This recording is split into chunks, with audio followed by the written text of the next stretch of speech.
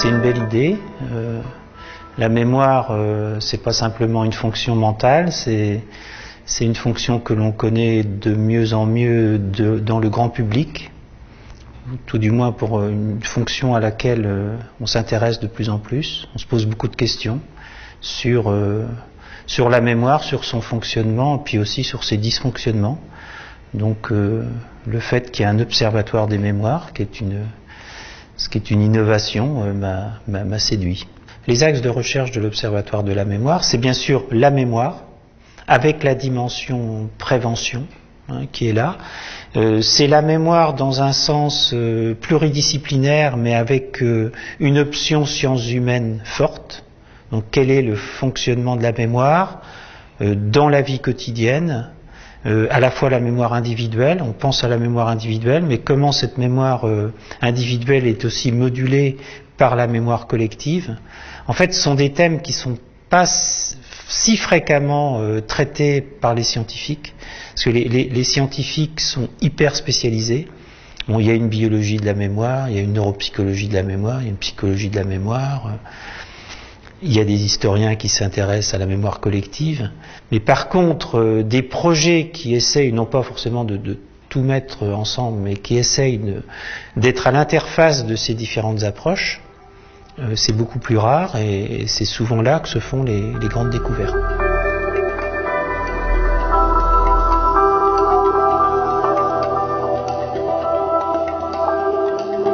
Ce que je trouve intéressant dans cette démarche, c'est que le groupe B2V, en quelque sorte, accepte admet l'idée que la mémoire, c'est un phénomène beaucoup plus complexe que ça, et que ce qui est urgent, ce qui est important, c'est d'avancer dans les connaissances fondamentales que l'on a aujourd'hui sur la mémoire humaine. Une chose qu'on ne comprend absolument pas aujourd'hui, et qui, je pense, est assez fondamentale, c'est les différences qu'il existe entre les individus face aux lésions cérébrales. C'est-à-dire qu'à la lésion cérébrale, deux individus ne vont pas exprimer les mêmes déficits sur le plan de la mémoire. Et ça, on n'arrive pas à comprendre pourquoi. On commence à comprendre que le cerveau est un organe extrêmement plastique, mais on n'arrive pas à comprendre les mécanismes vraiment qui sous-tendent cette plasticité, et surtout les facteurs qui vont contribuer à en dehors des mécanismes neurobiologiques, les facteurs qui vont contribuer au fait que certaines personnes vont présenter plus de plasticité que d'autres. Et donc aujourd'hui, par exemple, on ne comprend pas du tout pourquoi deux personnes qui ont les mêmes lésions sur le plan cérébral, de la maladie d'Alzheimer par exemple, vont pas du tout exprimer les mêmes déficits. C'est la double démarche à la fois dans le souhait de favoriser une recherche fondamentale, une avancée des connaissances sur la mémoire humaine, et en même temps se donner les moyens, grâce à cette recherche fondamentale, de faire émerger des hypothèses crédibles sur des pistes de prévention des troubles de la mémoire.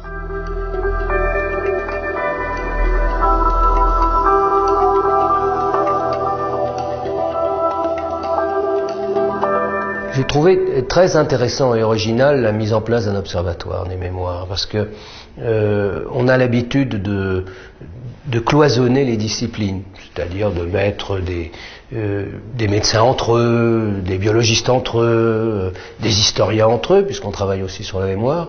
Cette volonté d'ouverture interdisciplinaire, d'ouverture entre professionnels et scientifiques, moi, m'intéresse beaucoup. C'est un vrai défi.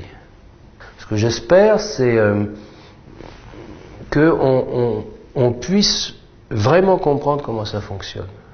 Parce qu'à partir du moment où on comprend comment ça fonctionne, on va se donner des outils pour, d'abord, pour connaître, ce qui est déjà un défi énorme, mais en même temps pour soigner, pour améliorer la situation des gens dans la vie quotidienne, pour avancer collectivement. Et le défi, il est énorme, parce que finalement, on associe des professionnels et des scientifiques, et on associe des scientifiques de disciplines complètement différentes. Donc là, on a un double défi qu'on doit relever et qui doit permettre d'explorer les frontières de la connaissance. Et en explorant les frontières de la connaissance, même dans la recherche fondamentale, on sait que ça va avoir un impact dans la vie quotidienne des gens. Surtout quand on travaille sur la mémoire.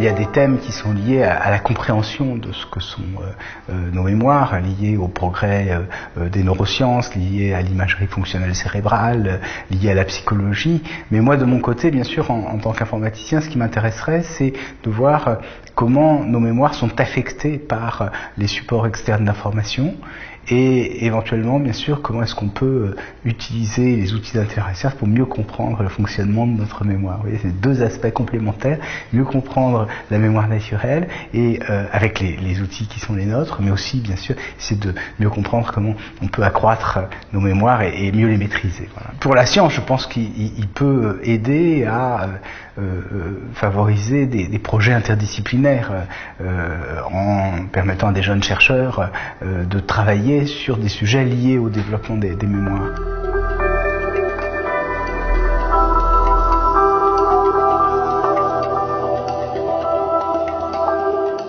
Pour le grand public, c'est la possibilité d'être informé au fur et à mesure des progrès que réalisent les recherches qu'on réalise dans les recherches sur la mémoire, allant de la neuropsychologie, les maladies neurodégénératives, le vieillissement, etc.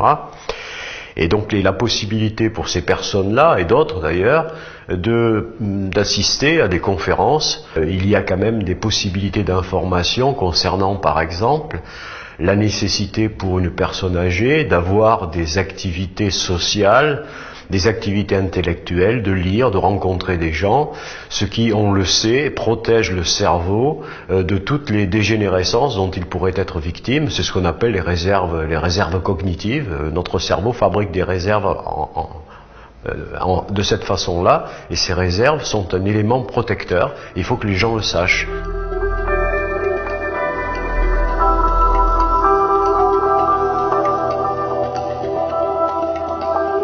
Ma conviction profonde est qu'il faut aujourd'hui absolument faire travailler les disciplines entre elles. Je pense que l'observatoire peut apporter aux scientifiques précisément des occasions de croiser les disciplines, et ça me paraît très très important. Il faut en être conscient, hein, c'est assez rare, surtout en France. Hein. Il faut travailler avec des médecins, il faut travailler avec des spécialistes de la neurologie. Il faut aussi travailler avec des médecins qui ne sont pas spécialistes, parce que la spécialisation induit des choses parfois très mauvaises.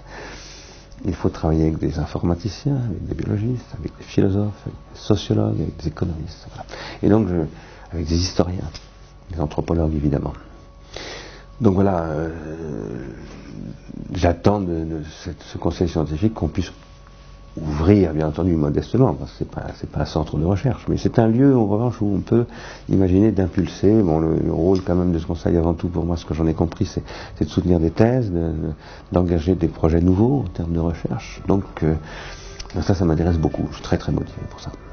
Je me réjouis que B2V ait lancé cette initiative, parce que je pense que ça peut contribuer à modifier un petit peu le rapport de la société et de la science.